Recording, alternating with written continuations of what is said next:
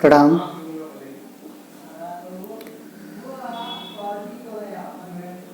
हम में से बहुत लोग ऋणात्मक अनुभवों के कारण आत्म पराजय की भावना के शिकार होते हैं। मतलब हम में से, अर्थात मेरा कहने का अभिप्राय यह है कि यह बात मैं अपने ऊपर भी कह रहा हूं। हम, आप, बहुत से लोग आत्म पराजय की भावना के शिकार होते हैं। अर्थात कोई कार्य संपन्न होने के पहले ही हार मान लेते हैं। इसकी वजह क्या होती है? इसकी वजह होती है ऋणात्मक अनुभव।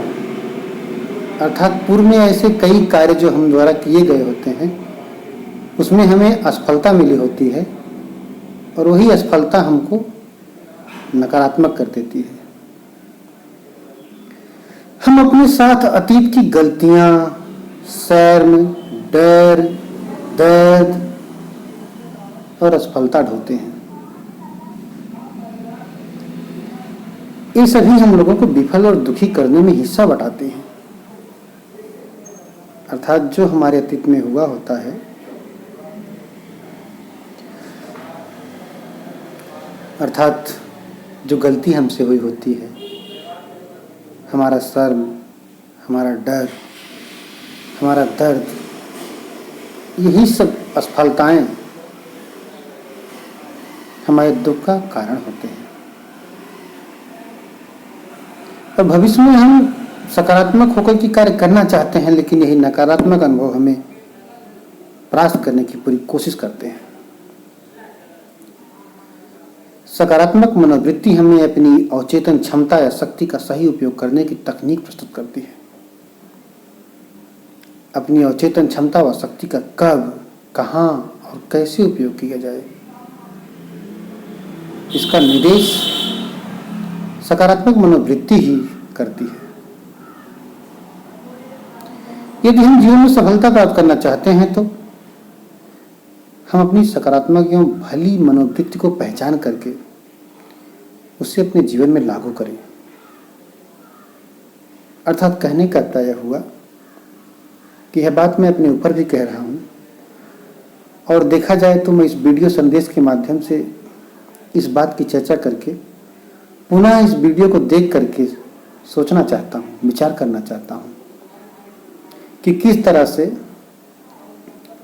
जो ऋणात्मक अनुभव रहे हैं, जो अतीत की गलतियां रही हैं, जो अतीत का डर रहा है, जो अतीत का शर्म रहा है, उन सबको भूल करके हमें आगे चलना है और सफलता को प्राप्त करनी है। तो सबसे पहले जब हम सकारात्मक मनोवृत्ति की बात करते हैं तो इसमें थोड़ा विस्तार से बात करें, विस्तार से चर्चा करें। किसी घटना या अवस्था या वस्तु के सकारात्मक पक्ष पर आसान्वित होकर के ध्यान देना ही सकारात्मक मनोवृत्ति है। सकारात्मक मनोवृत्ति में व्यक्ति सकारात्मक शब्द, विचार, कार्य और व्यवहार द्वारा स्वयं को व्यक्त करता है। एक बार फिर समझिए हमारी बात को कि किसी घटना, अवस्था, वस्तु के सकारात्मक पक्ष पर आसान्वित होकर ध्यान देना ही सकारात्मक मनोवृत्ति है। सकारात्मक मनोवृत्ति में हम आप, अर्थात हम भी शामिल हैं, सकारात्मक शब्द, विचार, कार्य और व्यवहार द्वारा स्वयं को व्यक्त करते हैं।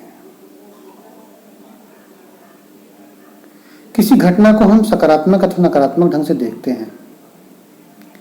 इस प्रकार हमारा सकारात्मक अथवा नकारात्मक ढंग से देखना ही उस घटना के प्रति हमारी प्रतिक्रिया को दर्शाता है। अतः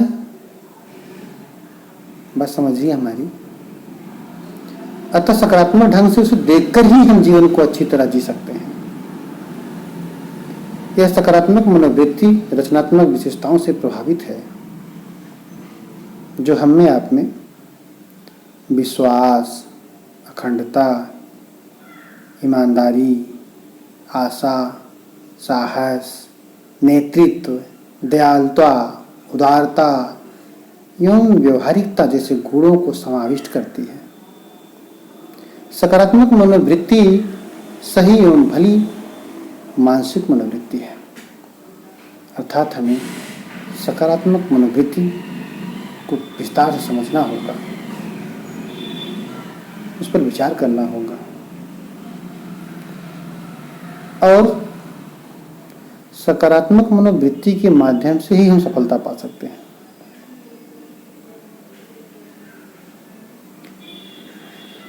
सफलता आपकी चरण चूमेगी, बशर्ते कि आप ऊंचे लक्ष्य को पाने की उत्कृष्ट अभिलाषा रखें। जीवन का लक्ष्य निश्चित करने के बावजूद नकारात्मक मनोवृत्ति आपको पीछे खींचने की कोशिश करती है। यह प्रवृत्ति सफल हुए व्यक्ति को खींचकर उतार भी सकती है। अतः उद्देश्य की निश्चितता और उस पर सकारात्मक मनोवृत्ति की मदद से चलते रहना सफलता की ओर जाना होता है।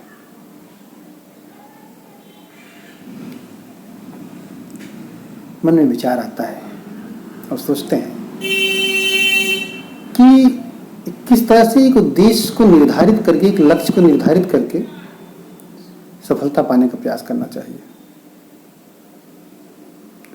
और सफलता में सबसे बड़ी बाधा होती है ऋणात्मक मनोवृत्ति, ऋणात्मक अनुभव। सफलता की प्राप्ति जीवन में और अधिक करने की लालसा से होती है। निरंतर परिश्रम,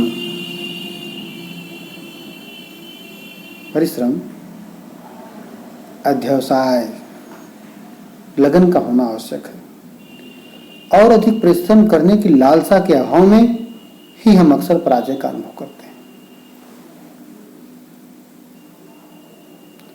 जब हम अपने जीवन में कुछ सुधार लाना चाहते हैं तो हमें इस वास्तविकता को स्वीकार करना है, तभी हम दूसरों की सहायता ले सकते हैं। सहायता के अनेक रास्ते होते हैं, इसलिए दूसरे की सहायता खुलेपन के साथ करें। कोई भी हमारी जिंदगी नहीं जी सकता है या हमारे लिए हमारी समस्याएं सुलझा नहीं सकता है, लेकिन मदद स्वीकार करके हम नकारात्मक भावनाओं से मुक्त हो सकते हैं। हम सोचते हैं, हम विचार करते हैं, हमारा दायित्व है कि अगर कोई ऋणात्मक अनुभव से गुजर रहा है तो उसको हम सकारात्मक करें। जब ऐसी धारणा अपने मन में हम रखेंगे तभी कोई दूसरा भी हमको सकारात्मक रखने का प्रयास करेगा। क्षमाशीलता हमें आध्यात्मिक रास्ते पर आगे बढ़ने की प्रेरणा देती है। क्षमाशीलता दूसरों की तरह खुद में भी विचार करने की क्षमता देती है। अगर हमारे मन में भाव है कि किसी ने मेरे साथ अन्याय किया है, उसको हम क्षमा कर दें, तो मैं भी अगर किसी के साथ अन्याय किया रहूंगा तो अभी मुझे क्षमा कर देगा। अभी अलग बात है कि सोच आध्यात्मिक हो, यह अलग विषय है, लेकिन क्षमाशीलता दूसरों को देखने, अपने आप और दुनिया को देखने के लिए दिमाग और हृदय को नया रास्ता दिखाती है। क्षमाशीलता हम लोगों को ईश्वर के मार्गदर्शन और सहायता के करीब ले जाती है। जब मैं छोटा था तो मन में बहुत से भाव आते थे, क्योंकि मैं अपने जीवन में अपने पिता के संघर्षों से बहुत कुछ सीखा हूं। तो मेरे पिता मुझे बहुत कुछ सिखाया करते थे। उनमें तो क्षमा के बहुत गुण थे, यहाँ तक कि मैंने अपने जीवन देखा कि जिसने उनको सताया तुरंत और कुछ क्षण बाद उसे माफ कर देते थे। अब उनकी उस माफ करने की शैली को लोग बहुत कुछ कहा करते थे, गलत अर्थ भी लगाया करते थे, या जो भी त्रासदी उनके साथ थी सो थी ही, लेकिन मुझे लगता था कि उनका यह बहुत अच्छा गुण था। और जब मैंने महसूस किया इस बात को, मैंने सोचा कि जिन्होंने मेरे साथ अन्याय किया है उनके साथ अन्याय किया है, हम भी क्षमा की गुणों को स्वयं में विभूषित करते हुए उन सबको क्षमा कर देंगे। तो मैंने तो क्षमा कर दिया, लेकिन ईश्वर ने क्षमा नहीं किया। कष्ट इसी बात का है, भगवान ने क्षमा नहीं किया। मेरे मन में कोई बदले की भावना थी ही नहीं, कभी धारणा थी ही नहीं, लेकिन ईश्वर की विचित्र माया है। और साथ ही साथ सफलता के लिए मनोरंजन भी जरूरी है। मनोरंजन का अर्थ लोग गलत भी लगा सकते हैं, लेकिन मनोरंजन का जो अर्थ होता है, या हो सकता है मनोरंजन का शाब्दिक अर्थ ना हो या हो, या दोनों मान लेते हैं, लेकिन मेरा कहने का अर्थ है कि मनोरंजन का अर्थ है पुनः तरोताजगी लाना। हम पढ़ाई कर रहे हैं, अगर बीच में कुछ समय अगर हम खेल लेंगे तो पुनः तरोताजगी आ जाएगी, पुनः हम कुछ समय पढ़ सकते हैं। मनोरंजन के लिए समय चाहिए। कोई भी अपनी ताकत और कोशिश हमेशा नहीं बनाए रख सकता। हमें आराम और मनोरंजन की जरूरत है। दौड़ना, घूमना, तैरना, खेलना, गाना, नाचना, खूब हंसना हमें अच्छे प्रदर्शन करने में मदद करता है। अर्थात हम मनोरंजन के जरिए अच्छा प्रदर्शन कर सकते हैं, अच्छा प्रयास कर सकते हैं। मनोरंजन हमारी नकारात्मक भावनाओं को दूर करने में सहायता देता है। बहुत तनाव में है, मन में ऐसा भाव आया, ऐसी बात आई, पिछली परीक्षा में दिया था और परीक्षा में फेल हो गया, नहीं निकल पाया। आज की युवा पीढ़ी नकारात्मक विचारों के साथ गलत कदम भी उठा लेती है। लेकिन जब चार मित्र आते हैं पढ़ाई के बीच में और कुछ समय के लिए खेल कूद बातचीत पर चर्चा हो जाती है, तो कुछ समय के लिए हम सब चीज़ें भूल जाते हैं, हमें एक नई ऊर्जा मिल जाती है, फिर हम लग जाते हैं। इसलिए मनोरंजन भी जरूरी है सफलता के लिए। और साथ ही साथ स्पष्ट विचार होना चाहिए। साफ सुथरे, स्पष्ट, परिपक्व और लाभदायक विचार बनाने के लिए पुस्तकों एवं अनुभवी व्यक्तियों से सलाह लेना उपयुक्त होता है। अर्थात जिसके पास अनुभव हो उसे सलाह लेते रहना चाहिए, कोई व्यक्ति सफल कैसे हुआ है। इससे विचार स्पष्ट, गंभीर एवं विस्तृत होता है। कभी कभी स्पष्ट विचार प्रचलित विचारों के विरुद्ध भी हो सकते हैं। कहेंगे रे तो भैया बहुत साफ साफ व्यक्ति बोल देता है, तनिको नहीं देखता है कि क्या कहना चाहिए क्या नहीं कहना चाहिए। अर्थात प्रचलित विचारधारा से विचार अलग हो सकता है स्पष्ट विचार,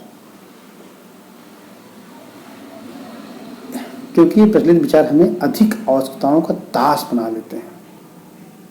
जैसे हमारे समाज में विचार प्रचलित हो गया है कि किसी भी उपाय से शीघ्रातिशीघ्र धन अर्जित करें एवं संपन्न बने। पहले हमारी अवस्थाएं सीमित थी, परंतु विज्ञापनों ने हमारे जीवन में अचानक बहुत सी अवस्थाएं उत्पन्न कर दी।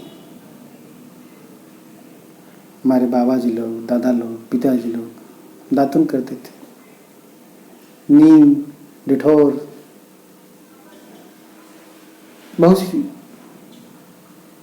दातुन की व्यवस्था रहती थी वृक्ष के माध्यम से। लेकिन विज्ञापनों ने हमें उस दौर से हटा दिया। अब हमें कोलगेट चाहिए या जो भी पेस्ट हो, जैसा भी हो, किसी का नाम नहीं लेंगे।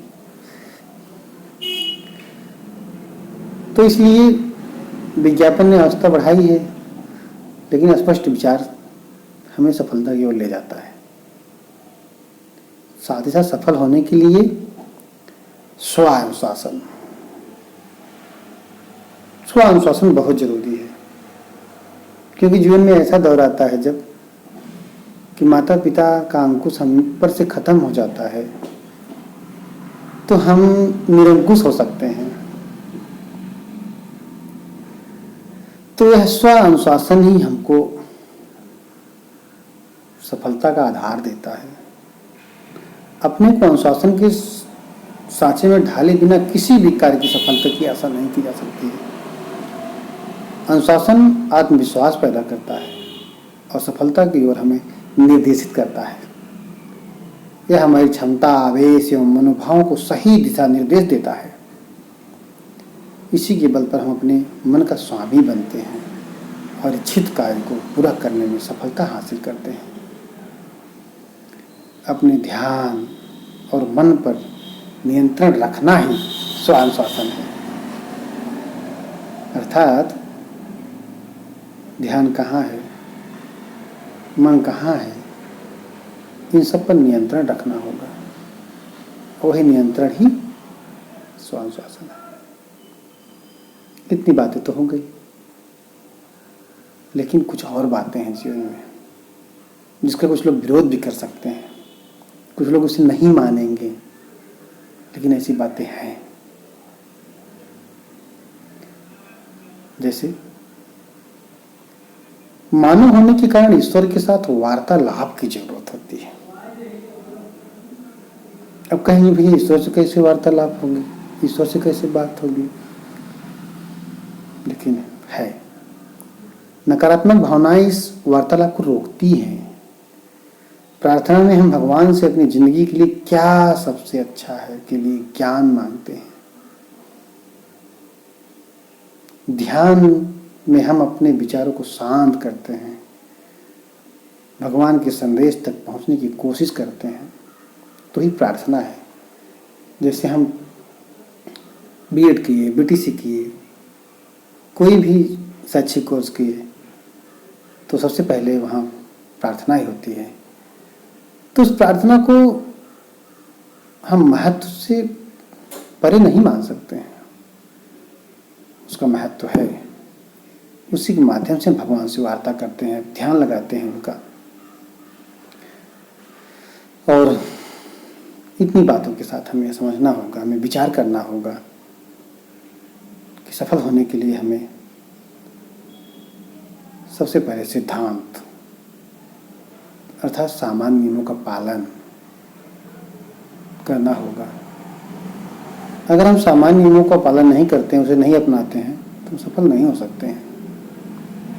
कहने का तात्पर्य है कि अगर आप कोई ऐसा कार्य न करें जो ईश्वर को अप्रसन्न और आपके किसी भाई बहन का अहित करे, दूसरों का अहित करके, दूसरों को नुकसान करके, उन्हें अप्रसन्न करके, दुख और कष्ट दे करके आप ना तो सफलता पाएंगे और ना ही सुख चैन से रह पाएंगे। तो मेरा ऐसा सोचना है, मेरा ऐसा विचार है कि कभी किसी को कष्ट ना दें, कभी किसी को परेशान ना करें। तभी हम जीवन में सफल हो सकते हैं। चाहे आप हों, चाहे हम हों।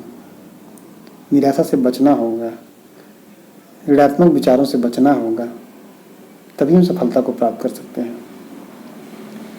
इसी के साथ मैं अपनी वाणी को विराम देता हूँ। यदि कोई त्रुटि हुई हो तो क्षमा करिएगा, बात सही लगी हो तो इस बात के लिए आप सबका हृदय से आभार, धन्यवाद, प्रणाम, नमस्कार।